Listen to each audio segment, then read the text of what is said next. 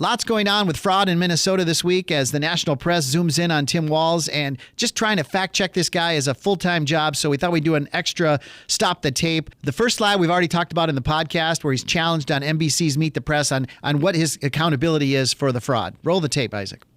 Do you take responsibility for failing to stop this fraud in your state?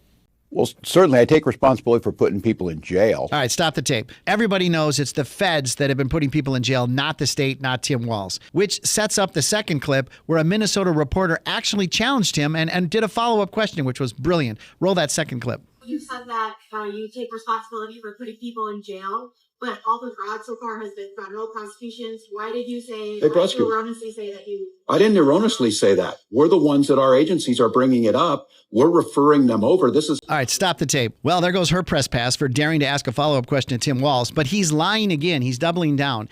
He did not refer cases to the feds, especially in Feeding Our Future. The legislative auditor pointed this out, that the feds, the FBI, alerted the MDE, Minnesota Department of Education, in February of 2021 about Feeding Our Future fraud. And it was a whole year later when they did their raids and their investigation began. So the feds are tipping the Walz off, not the other way around. He's lying again. This has been a special episode of Stop the Tape.